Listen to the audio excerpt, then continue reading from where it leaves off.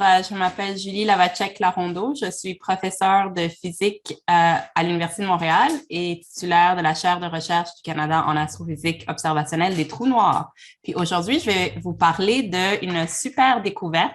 C'est la première image qui a été prise du trou noir supermassif qui se trouve au centre de notre galaxie.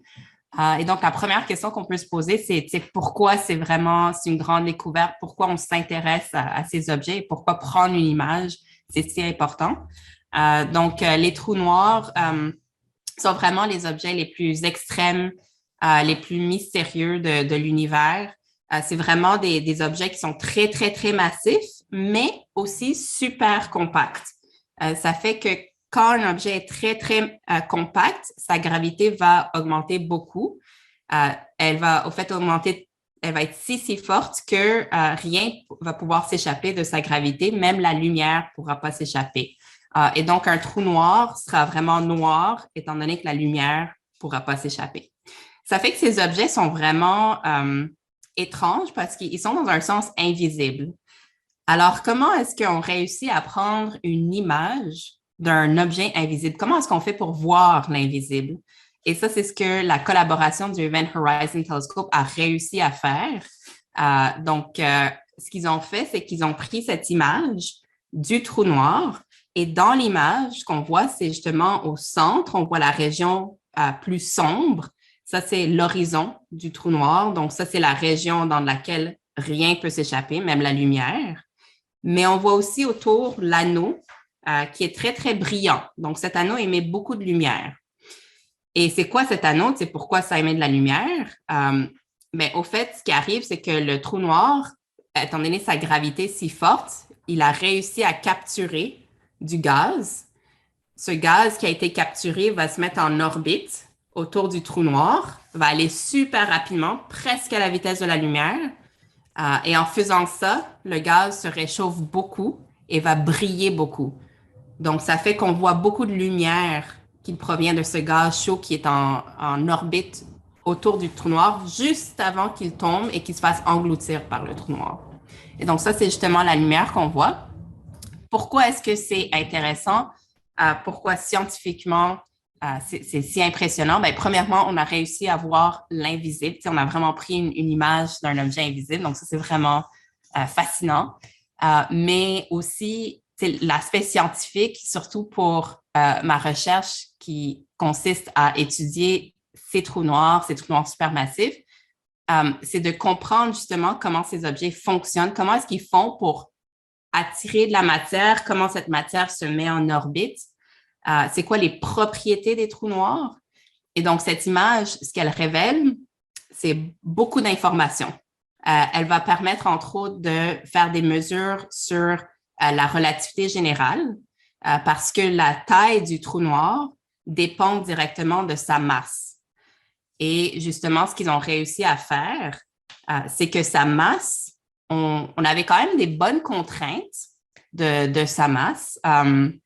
Pourquoi? Parce qu'il y a plusieurs années, il y a à peu près 20 ans, il y a deux équipes dans le monde, deux équipes d'astrophysiciens dans le monde, qui, eux, ce qu'ils avaient fait, c'est qu'ils avaient mesuré des étoiles qui sont quand même plus loin du trou noir. Ils avaient mesuré les orbites de ces étoiles autour du trou noir supermassif. Et en mesurant ces orbites, ils peuvent avoir une contrainte très, très précise sur la masse du trou noir. Et donc, en ayant cette contrainte, on devrait pouvoir prédire c'est quoi la taille de l'horizon, parce que la taille dépend directement de la masse. Et justement, en obtenant l'image du trou noir supermassif par le Event Horizon Telescope, on peut voir est-ce que la taille prédite par la masse, mesurée à partir des étoiles, concorde avec la taille qu'on voit dans l'image. Et ce qui est vraiment impressionnant, c'est que ça concorde, mais au pixel près. C'était vraiment incroyable. Donc ça veut dire que la relativité générale, notre compréhension des propriétés des trous noirs qui sont décrites par la relativité générale fonctionne super bien. Donc ça, c'est un aspect scientifique. L'autre aspect qui est plus mystérieux, puis moi, je m'intéresse beaucoup à ce côté-là, c'est justement comment le trou noir réussit à capturer de la matière comment cette matière se met en orbite autour du trou noir. Le trou noir au centre de notre galaxie est quand même particulier parce il est un peu affamé dans le sens qu'il a réussi à capturer un peu de matière, il est en train d'engloutir cette matière, mais c'est vraiment pas beaucoup de matière. Il est vraiment, on dit souvent qu'il est à jeun. À l'échelle humaine, la comparaison qu'on donne, c'est que c'est comme si un humain mangeait un seul grain de riz à chaque million d'années. C'est ça, c'est le trou noir au centre de notre galaxie est vraiment à jeun. Il est en train de manger un tout petit peu, mais vraiment pas beaucoup. Donc, nous, on avait quand même la physique avant et on pensait comprendre ce mode de comment le gaz tourbillonne autour du trou noir dans ce mode-là qu'on appelle faible accrétion. Mais finalement, nos modèles, comparés à ce qu'ils voient dans l'image, ne marchent pas. Il y a vraiment un désaccord entre les modèles et ce qu'on voit dans l'image.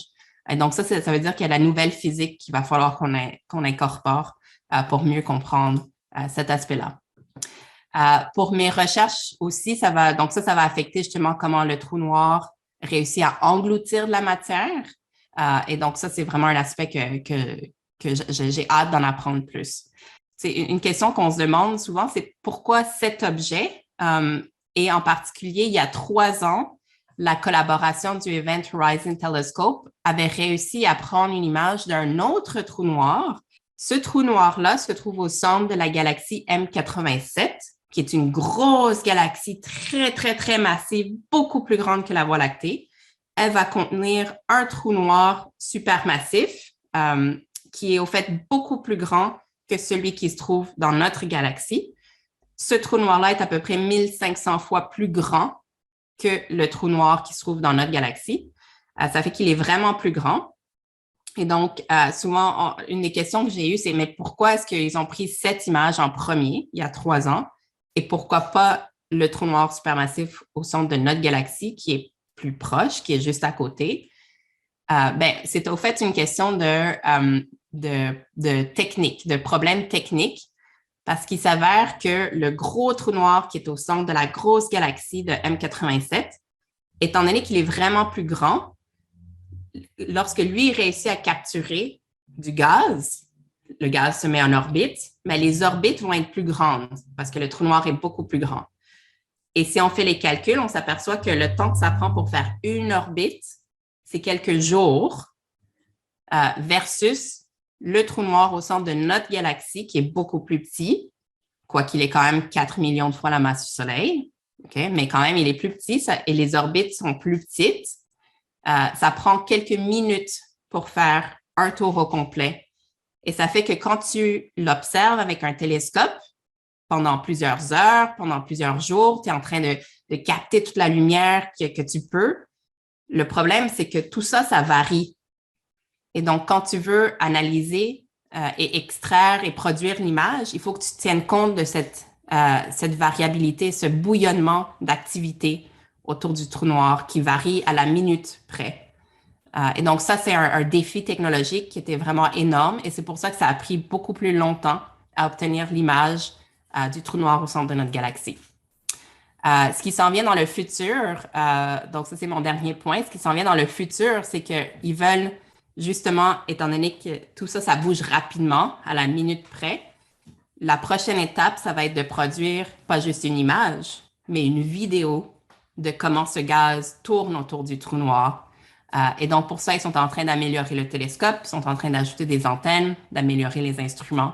Et donc, ça s'en vient bientôt dans le futur d'ici les prochaines années.